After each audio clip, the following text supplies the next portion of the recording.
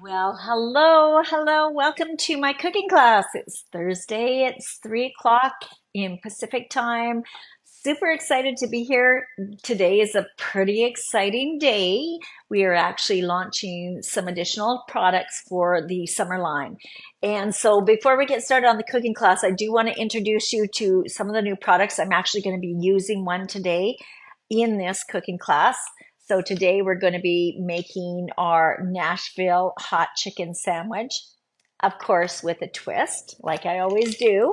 We've got our Chipotle veggie burger. Now, if some of you, if you've bought the subscription box, which comes to you every month, this was actually in the box a while back. So easy to make. All you need is yams and water. So when you put the package in, great for glamping. We have Appy that's to die for. This is our brand new pizza hot dip. Delicious. Okay, think out of the package. Magical on stuffed mushrooms. Oh, you could do little turnovers. How about stuffing chicken? This is a must. We've got, back by popular demand, agua fresca, which is sort of a sweet, light, refreshing drink. You'll love this. Going to be making that later today. And of course, All Dressed, which is a Canadian top promoter because it's a little popcorn seasoning, your potato chip seasoning, just an everyday seasoning. Good, my oven's ready. And of course, sweet and spicy mustard. This is, I believe, what every turkey sandwich needs to have. So just so you know, fabulous. Okay, so let's get started on today's cooking class. Today, I'm going to do a recipe called Nashville Nugget Power Bowl. Nashville Nugget Power Bowl. Are you ready for this? Here we go. Say hi wherever you are. Hey, Vicky, nice to see you. Bonjour. So what we're going to do is we're going to take our Nashville package. Now, it does say hot right on the package, so it's not any secret that this will have a huge kick to it, which is why I wanted to put it with the Power Bowl. Some of the ingredients in here, of course, everything that we have is gluten-free, but we have smoked paprika and cayenne pepper. How much cayenne pepper?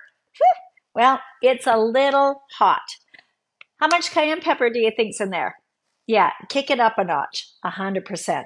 So let's get started. We're going to grab our package of chicken. I've just got some chicken thighs that I had frozen, I bought on sale, and I chopped it into chunks. Nice bite-sized pieces. We're going to whip up an egg, just drop that in. We need a little bit of moisture in here because now what we're going to do is we're going to toss with our grip and grabs. Don't want to get my fingers all full of this chicken. Hopefully I can manage this. So make sure that all the chicken pieces are sort of coated because we're going to use this to basically bread it. Now, traditional Nashville hot chicken is usually deep fried. I've got some fun food facts on that. But of course, with Epicure, we're not going to deep fry anything. We're going to make great flavor without all the extra fat and just packed with deliciousness. So I hope that excites you. So toss this. Now I've also got in my hot little hands, I've got the oven heated to 400 degrees. You could put this on the barbecue if you'd sooner. It is quite hot here. I wish I was sort of thinking about this earlier, but whatever. Got air conditioning, thank goodness. Traditionally, Nashville hot chicken, like I said, is usually deep fried. If you wanted to do an air fryer, you totally could do that as well. We're going to put this on a baking sheet with a liner is how I'm doing it today. Make sure that these pieces are spread out so that you've got some airiness. And if you are not a big fan of lots of heat, I tend to like spicy. I'm going to tell you a little bit about the product as well. You may want to grab our crispy and crunchy coating mix, and rather than cutting back half the flavor on this, I would just add additional the basic breader that we have to make this gluten-free so it's not so piping hot for you. So let's tell a little story about Nashville hot chicken. So I want to pay homage to yesterday, Juneteenth, which was Independence Day for slavery. And we have our Southern folks who were basically in segregated areas of Nashville. And they created this Nashville hot chicken sandwich. Now, story goes, and legends tell it, and whether it's true or not, but I think it comes up for a great story. There was a fellow named Thornton Prince, and his girlfriend, apparently this goes back to the 30s, 1930 or so, and he was quite the woman's man. Well, his girlfriend wasn't very happy about that, so he was very known for his fried chicken. Well, she decided she was going to teach him a lesson. So what she did is she decided to put some hot sauce on his fried chicken. So he came home. She was thinking that he was going to taste this and he was going to be crying with pain. But instead, he fell in love with it and asked for seconds. So it sort of blew up in her face. Really unfortunate. But that's Nashville hot chicken. So we've got our nuggets on top here. I've got the oven at 450 degrees. I've got the TV version, but let me just pop this in. It's going to take in, depending on how big you cut your nuggets or if you use full chicken pieces, I'm going to say probably 15 to 18 minutes. Okay. So let me just pop this in. Okay, so I'm back.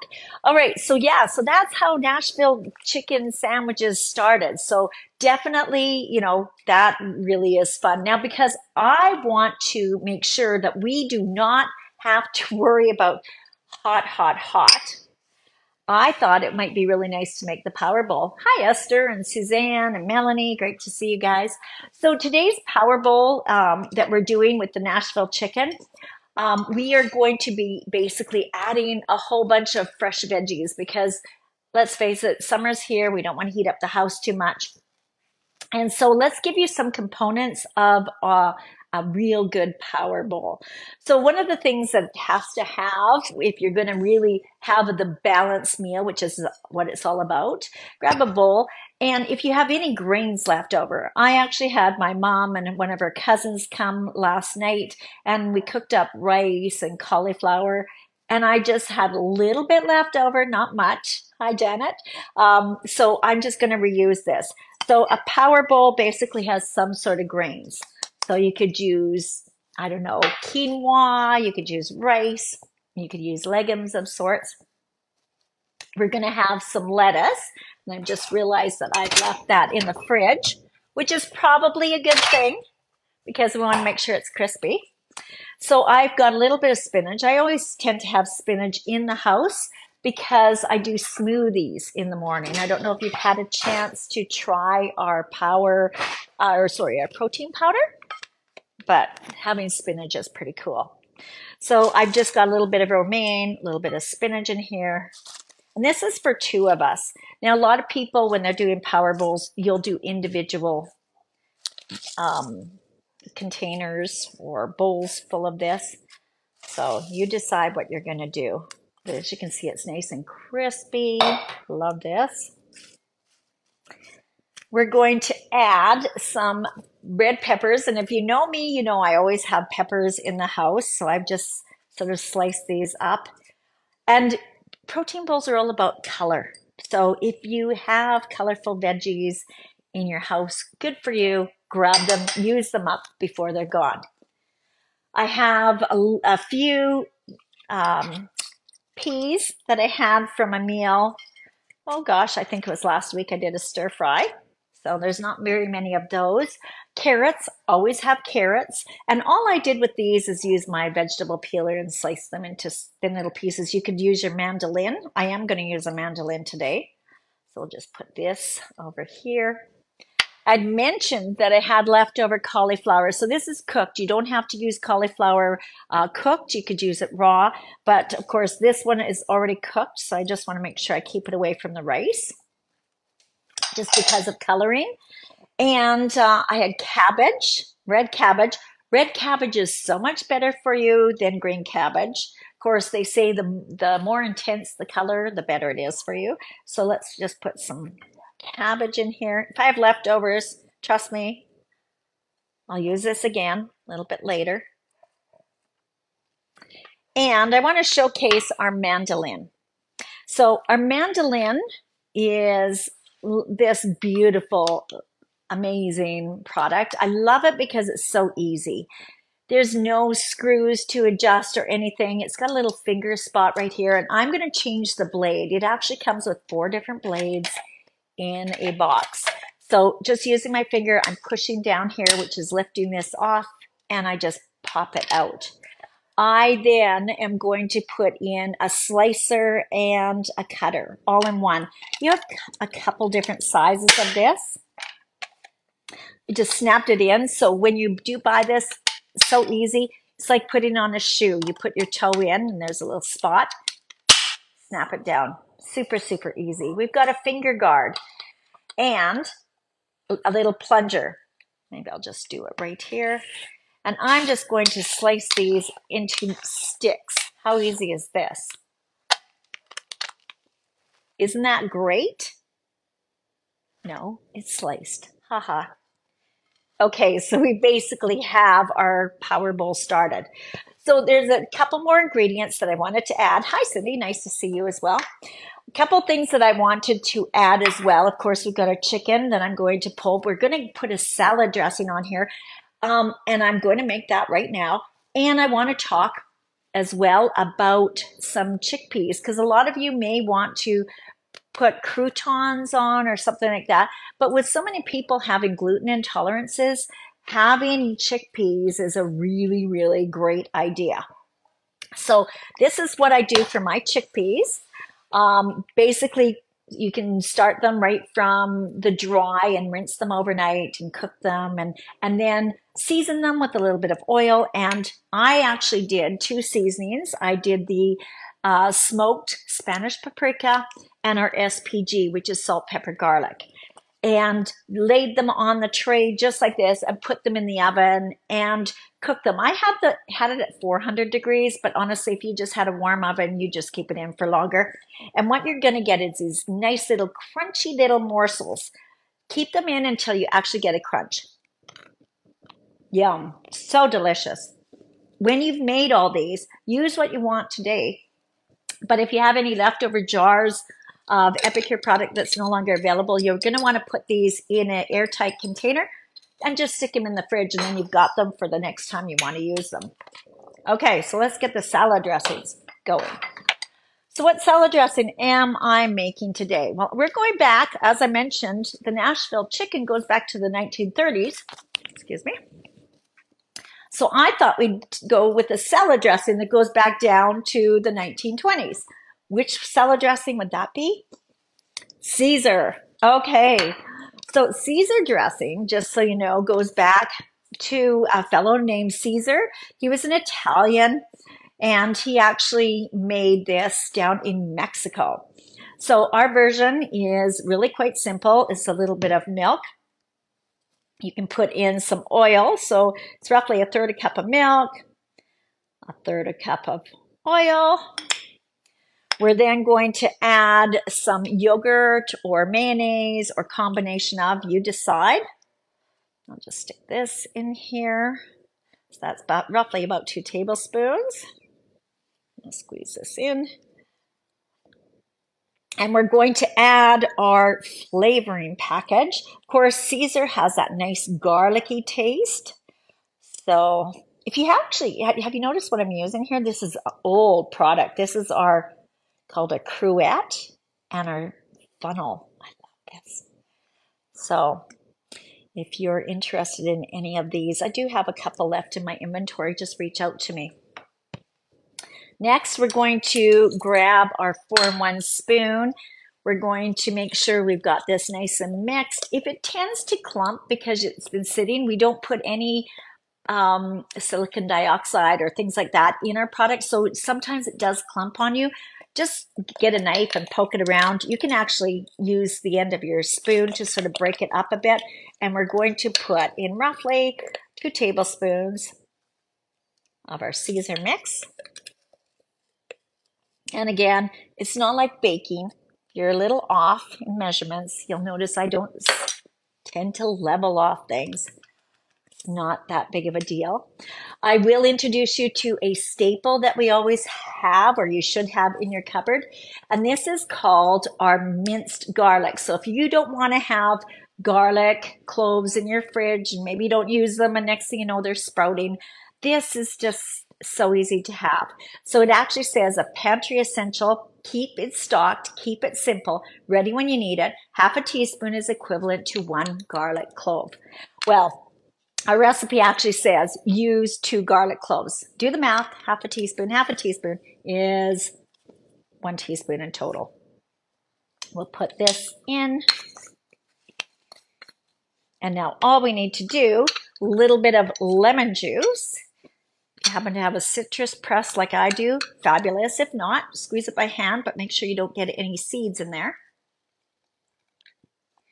And I like mine with lots of lemon. I like the citrus. You could decide to put in Parmesan cheese if you wanted to. I've decided not to, but we'll just give this a shake. And I'm going to grab my Nashville hot chicken in just a real quick second. Now, I will tell you, when you're doing your salad dressings, if you're using a container like this that's deep, always make sure you put your liquid on the bottom. The last thing you want to do is put dry in first and then your liquid on top, because what's going to end up happening is you're going to get some gummy, icky on the bottom. Whereas if you put the liquid in first, it's really, really, really easy to mix. So let me just sneak this out of my way. I'm going to grab the chicken. Okay, so here is the chicken out of the oven. Like I said, depending on the size, about 15 minutes, 18 minutes, depending. And what you're going to get are these little nuggets. As I said, you could use an air fryer. You could put them on the barbecue as well.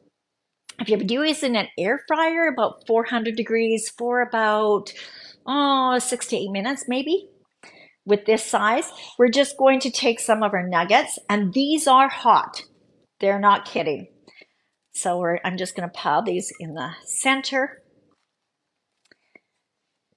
I'm not going to use them all. I've got lots here. This was 2.5 chicken breasts. So this will be enough for me and my husband to have snacks again tomorrow.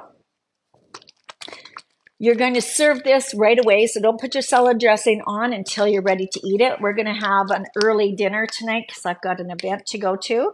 So you may want to just sort of spread this on. Just going to go around. And this is going to break up the heat from your Nashville hot chicken. And then we're going to grab some of our chickpeas. Sprinkle these on top. And you now have a fabulous Nashville Nugget Power Bowl.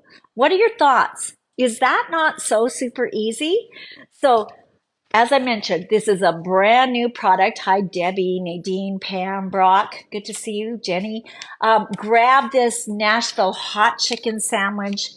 If it's too hot for you, as I said, I love the heat. I'm going to tell you, it's addicting. It does give you that get hot, but it's so good. You want to go back for more. So it's sort of like those buffalo chicken wing kind of things where it's like, ooh, that's hot. But then you go back over and over again.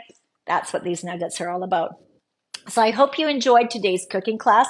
Super easy. Have a power bowl. Nice and refreshing.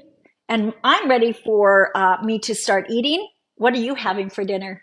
Thanks for watching, everyone. Come back again next week. Who knows what I'm going to come up with? It might be something new. I suspect it's going to maybe a barbecue because it's finally hot here. So maybe join me out on the barbecue next week. Thanks for everyone for watching. Good to see you. Take care, everyone. Bye for now.